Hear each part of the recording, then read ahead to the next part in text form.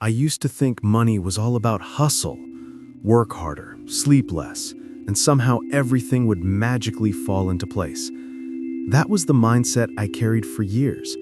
I believed that success belonged only to people who pushed themselves to the limit, people who treated rest like a luxury and sleep like a waste of time. So that's exactly what I did.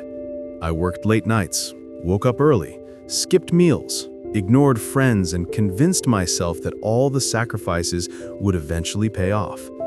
But the more I pushed myself, the more life pushed back. Every time I thought I was getting ahead, something happened to pull me right back down. A bill I didn't expect, a problem that came out of nowhere, an emergency that drained whatever savings I managed to gather. No matter how much I earned, it always felt like something was missing, like money slipped through my fingers before I even had the chance to hold it. There were moments when I looked at my bank balance and wondered how it made sense. How could I work so hard, yet feel like I was standing still? Some nights I stared at the ceiling, asking questions I couldn't answer. Was I cursed? Was I doing something wrong? Or was life just unfair to certain people? The more I tried to control everything, the more everything felt uncontrollable. And slowly, without me noticing, stress became my daily companion. My mind was always tired, even when my body wasn't. I felt like I was fighting a battle I didn't know how to win. One night, when everything felt heavier than usual, something inside me broke. I didn't break down crying or anything dramatic. It was quieter than that. A kind of silent exhaustion that sits deep in your chest and makes you feel like you can't carry your own thoughts anymore. I sat alone in my room, lights off, scrolling through my phone without purpose. Nothing felt interesting. Nothing felt comforting. It was one of those nights where even breathing felt like a task. And without thinking much, my hand reached toward the Qur'an on my shelf. I didn't open it for ritual or because I suddenly became super spiritual.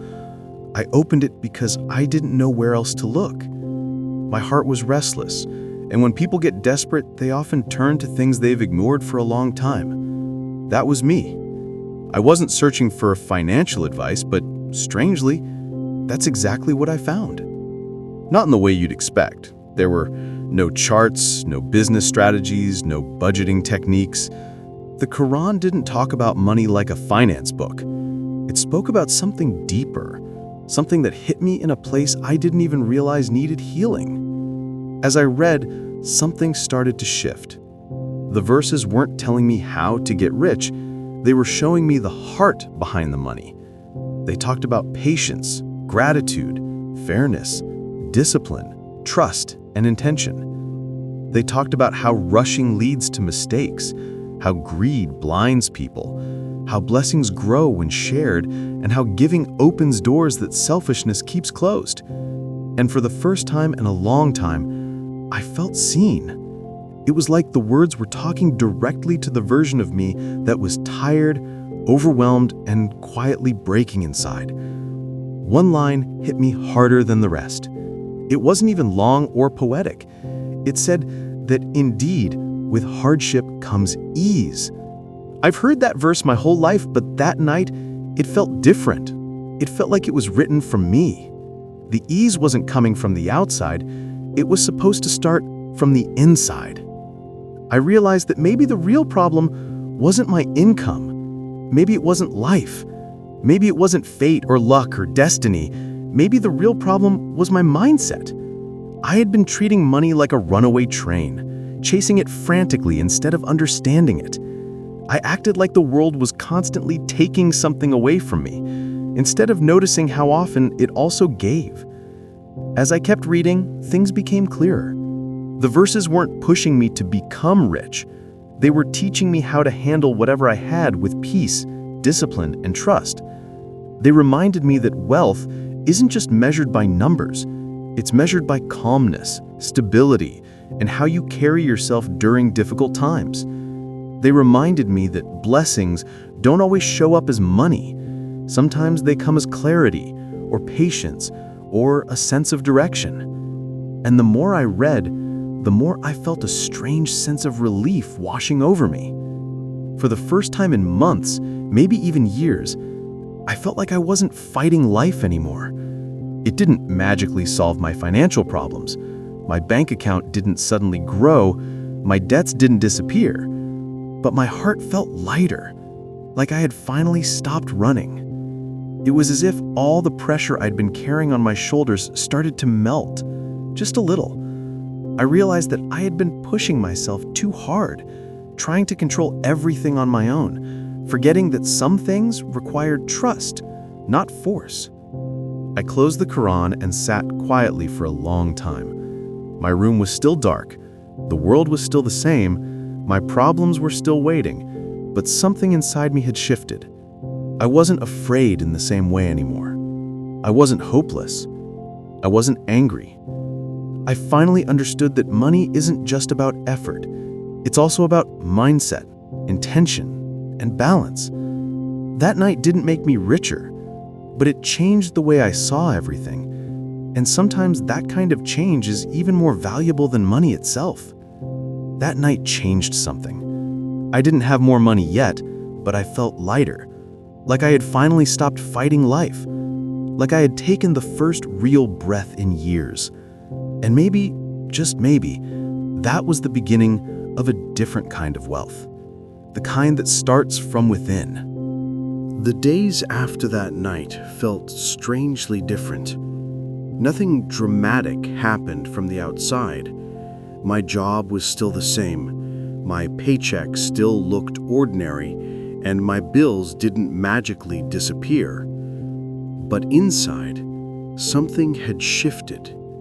It was subtle, almost quiet, like a small light turning on in a dark room. I started noticing things I had ignored before. I became more aware of how I spent money, how I reacted to stress, and how easily I allowed panic to take control.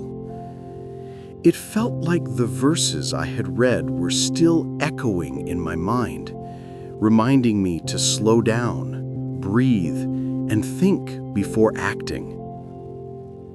I didn't suddenly become a saint or some super disciplined financial expert. I was still me, imperfect, confused, and learning. But I tried to apply just one thing at a time. The first thing I focused on was calmness. I realized that most of my financial mistakes didn't come from lack of money, but from rushing. When I rushed, I panicked. When I panicked, I made decisions based on fear instead of logic. So I started practicing small moments of patience. When a bill stressed me out, I didn't let my mind jump to worst-case scenarios. I reminded myself that panic never solved anything. It only made the problem look bigger. I repeated the verse, "Indeed, with hardship comes ease," like a quiet mantra. Slowly, it actually helped. The next thing I noticed was how much money I wasted on small, unnecessary things, not because I was irresponsible, but because I was tired and overwhelmed. When you're emotionally drained, even buying snacks or random online stuff feels like comfort. But that comfort added up, quietly eating away my stability. So I made a simple rule. If it doesn't add value, I skip it. I wrote down my expenses every night. Sometimes I spent only a few dollars, sometimes more. But writing it all down made everything clearer. It wasn't a strict rule. I wasn't punishing myself. I was just being more aware. And awareness gave me control. I also started something I thought I would never do. Giving. Not a lot, not anything dramatic, just a little. Sometimes a few coins, sometimes a single dollar, sometimes food. I didn't do it because I was rich or because I wanted something in return. I did it because it reminded me that I wasn't as alone or as helpless as I thought. It reminded me that even in my struggles, I still had the ability to help someone else, even in a tiny way. And that feeling was powerful. It softened my heart. It made me less afraid of losing. And strangely, it made me feel richer. One day, while I was organizing my expenses, something unexpected happened. A friend I hadn't talked to in months messaged me out of nowhere. He told me there was a small freelance project he needed help with. Nothing huge, but enough to give me some extra income. Another day, an old client reached out, asking if I was available for a short job. Even a bill I had been dreading turned out lower than I expected because of a discount I didn't know existed. I'm not saying these were miracles, but they felt like small signs that life wasn't against me. They felt like ease, slow, gentle, and steady. It wasn't the money itself that made me happy. It was the feeling that things were finally moving forward instead of backward. I started waking up with a clearer mind. I went to work without dragging my feet. I stopped scrolling through social media, comparing my life to others. Each day felt like a step, a small one, but still a step. One afternoon, while drinking tea on my balcony, I thought about something the Qur'an often emphasizes: balance. Not just in worship, but in life, in effort, in spending, in responsibility. And I realized how unbalanced I had been. I used to work non-stop and call it dedication, but it was actually fear. Fear of being broke, fear of failing, fear of falling behind, fear disguised as ambition. And that fear drained me. So I made another quiet promise to myself. Work hard, but don't punish yourself. Money grows in steady hands, not frantic ones. I started dividing my time better. I worked with more focus, but I also allowed myself to rest without guilt. I set aside time for silence, time to reflect, time to just breathe. And the more balanced I became, the clearer my decisions grew. I wasn't chasing money anymore like a desperate person trying to grab smoke. I was building a relationship with it, slow, stable, and respectful.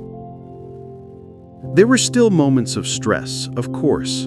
Some nights I still worried about the future, still feared unexpected problems, still doubted myself. But now, instead of drowning in those feelings, I faced them with a different kind of strength. I understood that fear doesn't go away in one day. It fades slowly as trust grows. And the verses I read kept reminding me that trust isn't blind. It's built through effort, through patience, through consistency. Something else changed as well. I began talking to Allah more, quietly, privately, not in dramatic prayers, but in small conversations throughout the day. Before work, I asked for clarity. Before spending, I asked for wisdom. Before sleeping, I asked for peace. It wasn't about asking for money. It was about asking for guidance, because guidance is wealth, sometimes even more important than money. And with time, I noticed a pattern. When I was calm, I earned better. When I was grateful, opportunities came more naturally. When I gave, even a little, unexpected ease found its way to me. It wasn't magic. It was alignment between my heart, my actions, and the lessons I was learning. As weeks passed, my life didn't transform overnight, but it transformed steadily.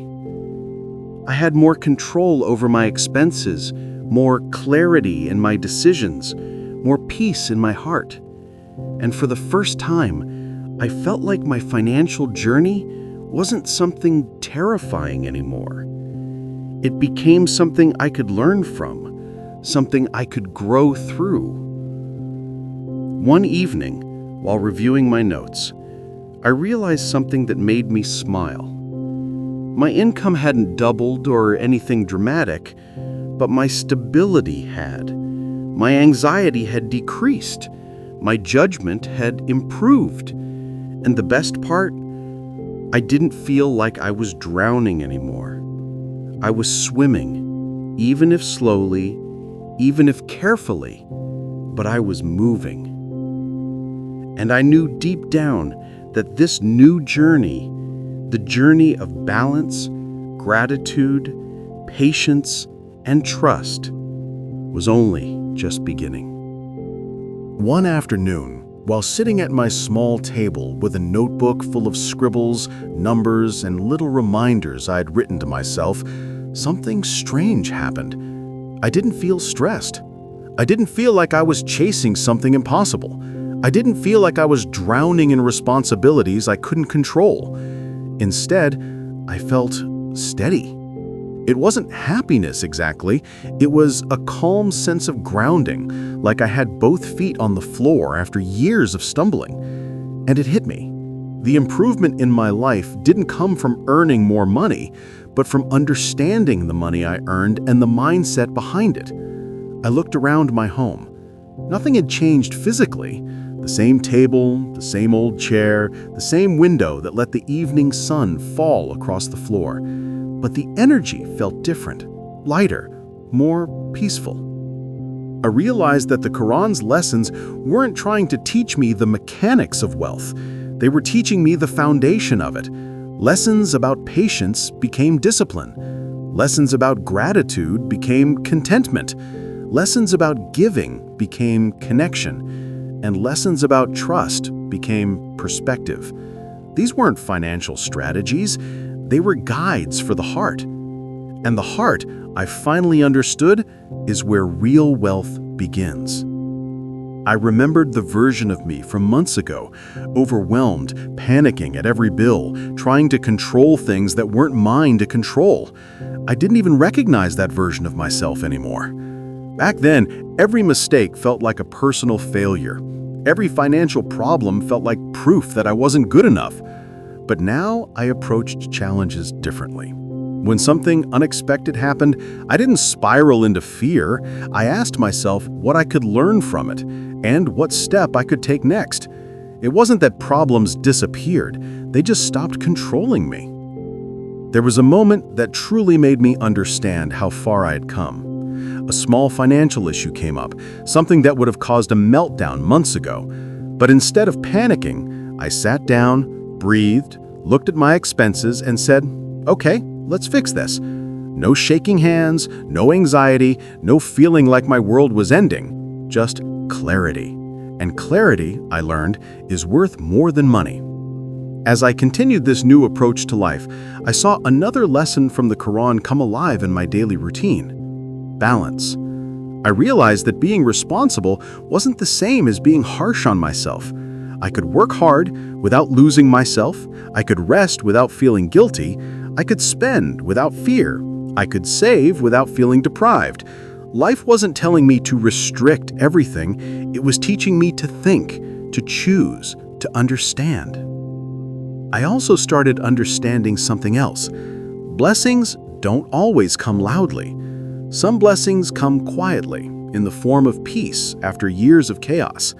Some come as the strength to keep going. Some come as new opportunities that appear exactly when you're ready for them, not when you're desperate. Some blessings are simply the ability to wake up without feeling hopeless. And then There were the moments of ease that appeared so gently I almost didn't notice them. A coworker offering help without me asking. A small discount at the store. A delayed payment arriving at the perfect time. A random message from someone offering a small project. These weren't coincidences. They were signs that ease always walks behind hardship, just like the verse says. It just appears quietly, step by step. One night, while lying in bed, I thought about the idea of rizq, provision. I used to think rizq only meant money, but life had shown me that rizq is everything that makes your world softer. Good people, unexpected kindness, emotional strength, the right ideas at the right time, and peace that settles into your chest after years of noise. Rizq comes in ways you can count and ways you can't. Understanding that changed everything for me. I noticed another transformation too. I no longer envied people who had more than me.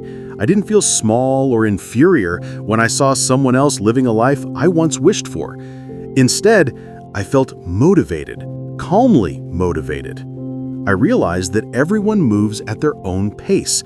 Someone else's timeline wasn't meant to be mine. And if Allah hadn't given me something yet, it wasn't because I didn't deserve it, but because I wasn't ready for it, or because something better was being shaped behind the scenes. That understanding made me trust life more instead of fighting it. As the weeks passed, I became more intentional with how I lived. I organized my time better, kept my expenses simple, and made sure my heart stayed grateful, even on difficult days. I started reading more about money, about emotional intelligence, about spirituality, about self-growth. Not because I wanted to be someone else, but because I wanted to keep strengthening this new version of myself, the version that wasn't afraid anymore. Then something beautiful happened. I noticed that whenever I talked to people, family, friends, coworkers, I no longer complained like I used to. Instead, I spoke with more maturity, more calmness, more acceptance. People started asking me how I became so composed. They asked what changed, and I'd smile softly because the answer felt too simple yet too deep. I finally stopped treating money like a monster I had to chase and started treating it like a trust I had to manage. One day, while reflecting on everything I had learned, a thought came to me that I still carry today. Wealth is not something you pursue in fear. It's something you attract through discipline, gratitude, and trust. And trust doesn't mean doing nothing. Trust means doing your part with a steady heart. Looking back, I realized how every hardship I faced taught me something. The moments of panic taught me to breathe. The moments of loss taught me to appreciate what I had. The moments of confusion taught me to reflect instead of react. The moments of doubt taught me to rely on something bigger than myself. Every struggle was a chapter, not the whole story. Now, when I think about my financial journey, I no longer feel broken. I feel guided. I feel purposeful. I feel ready. I know challenges will still come because that's normal. Life doesn't promise a smooth path, but I also know that ease will come with every hardship. I've seen it. I've lived it. And as I closed my notebook that evening, I realized something powerful. I was no longer searching for wealth just to survive. I was growing into someone capable of handling it, someone disciplined enough to manage it, someone calm enough to use it wisely, someone grateful enough to see it as a blessing, not a burden. That's when I understood the real lesson hidden in the Qur'an, the lesson people rarely talk about. Money isn't just a physical resource, it's a spiritual trust. And the moment your heart aligns with gratitude, patience, and balance, money starts to follow in ways you never expected.